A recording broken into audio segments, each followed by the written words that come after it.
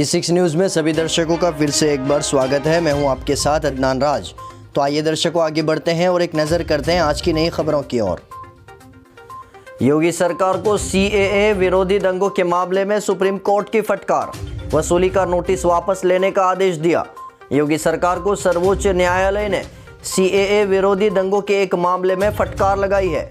Supreme court ने तत्काल प्रभाव से CAA और NRC के खिलाफ हुई हिंसा मामले में वसूली का नोटिस वापस लेने का आदेश दिया है। कोर्ट ने कहा कि राज्य की कार्रवाई कोडुंगल्लूर फिल्म सोसाइटी 2018 में और इन redistribution of public and private properties 2009 में सुप्रीम कोर्ट के फैसले के उल्लंघन में है, जहां कानून की अनुपस्थिति में जहां भी विरोध के कारण संपत्ति का सामूहिक विनाश होता है, वहां पर हर्जाने और मुआवजे का आकलन करने के लिए दिशा निर्देश जारी किए गए थे। अमेरिका की ऊंची उड़ान, बिना पायलट उड़ा अमेरिका का ब्लैक हॉक हेलीकॉप्टर, चीन और रूस की बड़ी चिंता। अमेरिका के ब्लैक हॉक हेलीकॉप्टर ने ऑटोमेशन और वारफेयर की दुनिया में इतिहास रच दिया है। ब्लैक हॉक हेलीकॉप्टर ने 5 फरवरी को पहली बार बिना पायलट के उड़ान भरी। हेलीकॉप्टर करीब 4000 फीट की ऊंचाई पर 115 से 125 मील प्रति घंटे की रफ्तार के साथ में उड़ा। सभी मानकों को पूरा करते हुए करीब 30 मिनट की उड़ान के बाद में ब्लैक हॉक की सफल लैंडिंग भी हुई। रक्षा क्षेत्र में अमेरिका की इस कामयाबी से चीन और रूस की चिंता बढ़ना तय है। अखिलेश के गढ़ में बोले मोदी, पूरा देश जानता है कि आएगी तो भाजपा ही, आएंगे तो योगी ही। शनिचर को PM मोदी कन्नौज पहुंचे। यहाँ उन्होंने जनसभा को संबोधित करते हुए कहा कि कन्नौज की आबो हवा में इस इत्र की खुशबू तो होती ही है, लेकिन यहाँ के लोगों के परिश्रम की सुगंध भी होती है। उन्होंने कहा कि यूपी, गोवा, उत्तराखंड हो, जहाँ जहाँ बीजेपी के प्रचार के लिए जाना हुआ, वहाँ भाजपा की अभूतपूर्व लहर देखी है। अभी उत्तराखंड से आ रहा हूँ, वहाँ जो मिजाज मैंने देखा है, जो लहर देखी है, उसे देखकर लग रहा है कि भाजपा की सरकार बनाने के लिए लोगों के मन बना लिया है।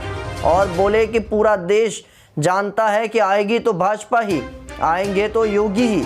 देखना है कि सीटें पहले से कितनी ज़्यादा आती है।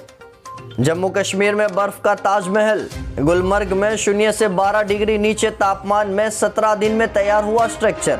इससे टूरिज्म बढ़ने की उम्मीद। जम्मू कश्मीर के प्रसिद्ध पर्यटक स्थल गुलमर्ग में इन दिनों लोग बर्फ का आनंद ले रहे हैं।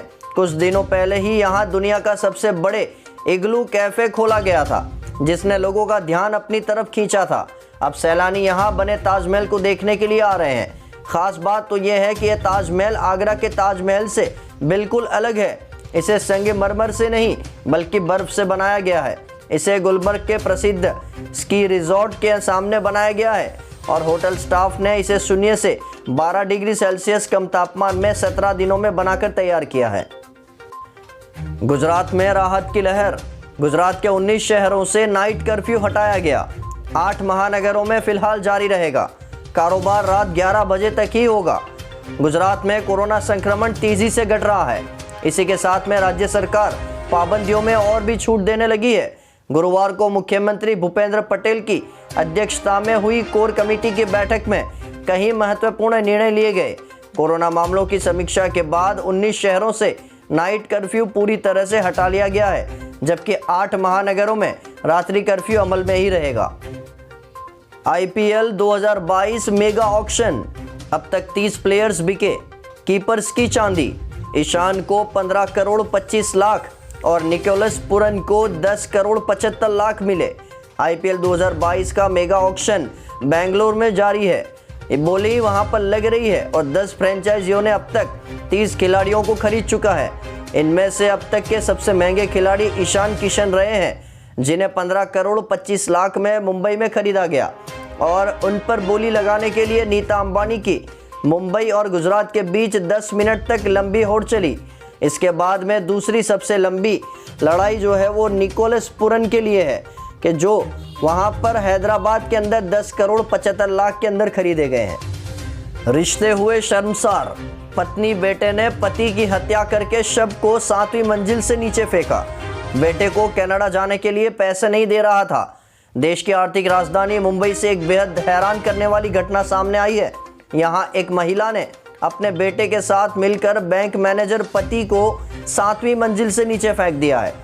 दोनों ने इस मामले को आत्महत्या का रंग देने का प्रयास भी किया, हालांकि इस पुलिस द्वारा कड़ाई से की गई पूछताछ के अंदर दोनों टूट गए और अपना गुनाह कबूल किया। शुक्रवार शाम दोनों को पुलिस ने अरेस्ट कर लिया है। वडोदरा के सयाजीगंज से अलकापुरी को जोड़ने वाले रेलवे अंडरब्रिज के अंदर टपक रहा है दूषित पानी। 10 माह से मरम्मत नहीं होने पर जनता के अंदर आक्रोश दिखाई दिया। वडोदरा शहर में रेलवे स्टेशन का लाखों रुपए की लागत से नवीनीकरण किया गया है, लेकिन दुख की बात तो यह है कि सयाजीगंज को अलकापुरी से जोड़ने वाला रेलवे अंडरब्रिज, उसकी छत से गटर का दूषित पानी टपक रहा है, जिससे गटर के नीचे से वहां से गुजरने वाले लोगों को मुश्किलों का सामना करना पड़ रहा है। पिछले 10 माह से नाले की मरम्मत नहीं होने से आए दिन नाले के नीचे से गुजरने वालों में से काफ़ी रोष दिखाई दे रहा है। तो दर्शकों, बहुत जल्द मुलाकात होगी दूसरी नई खबरों को लेकर। तब तक के लिए देखते रहिए G6 न्यूज़।